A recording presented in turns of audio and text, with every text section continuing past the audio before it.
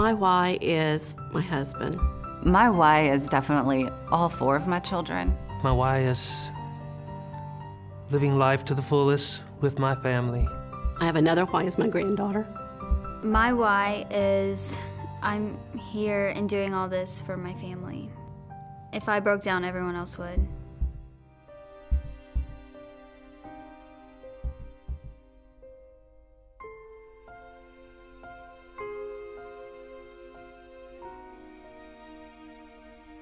Steve's grandparents died in their 40s of heart disease, and his father, when he was 62 years old, had a mild heart attack.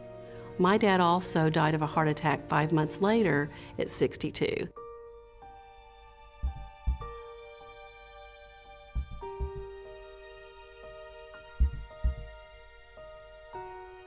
Steve's always been relatively healthy, in fact, almost annoyingly healthy. He took care of himself because he knew heart disease ran in his family. When he was walking, he would get numbness in his left arm. I knew something wasn't right. I had the arm pain. I had some tightness in my chest.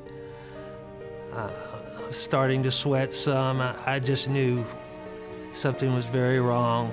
And it was really the intuition of my cardiologist nurse that she said, don't send him home, even though I had a false negative in my nuclear stress test. We didn't know it at the time, but her intuition said he needs to stay in and have a cath Monday morning, because this was right at the weekend. And God bless her, because she was right. 45 minutes later, the volunteer said, the doctor wants to speak to you. My husband was in critical condition, and he was this close from having a massive heart attack, and they didn't know if he'd make it through the night. All 5 of his arteries were critically blocked, and he did have 5 bypasses first thing in the morning if he survived. I wasn't ready to be a widow. I was too young. I told him, you have to fight. You have to fight.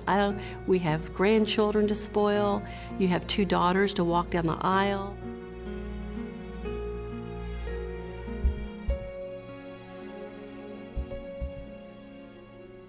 At one of his checkups 5 years after his open heart surgery, there was a small 1 millimeter tumor discovered inside his heart. When they told me I had the tumor, I was shocked and yet bewildered also, because I had never heard of anybody having a tumor inside their heart.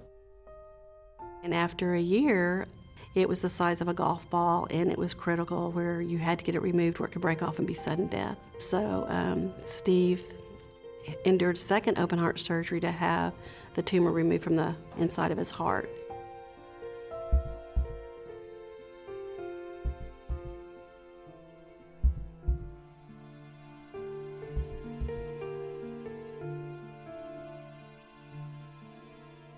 When Daisy was diagnosed with leukemia, I was overwhelmed.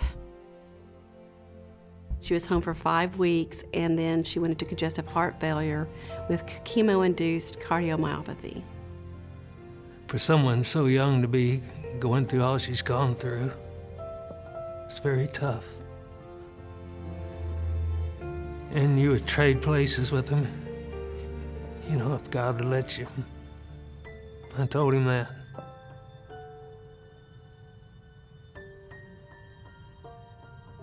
No child should have to go through that.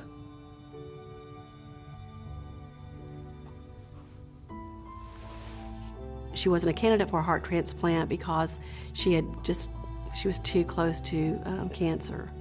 So the only option we had with Daisy was the Heartware LVAD pump, and it was very risky. Most children don't have an LVAD pump. It's mostly older adults. It seemed as though the severity of dysfunction that she had with her heart relative to her chemotherapy was earlier and worse than we typically see. So that was the first thing that was unusual or interesting. But now what we have seen is that with the support of the device that she's had now for essentially a year, her heart function has recovered, such that now consideration is being given not to transplant, not to long-term support with this device, but in fact actually removing it and allowing her to go forward in her life The LVAD has changed my life because I've always just wanted to be a normal teenager, and this thing helps me be normal like everyone else. I hope that people who have heart problems stay positive, because I honestly think that being positive helps you survive.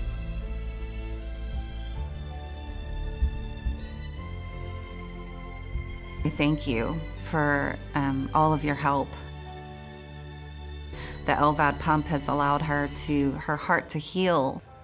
We are so blessed in this country to have an organization like the American Heart Association to keep progressing and finding new careers and better ways to save more lives. It's going to take your help with money and support.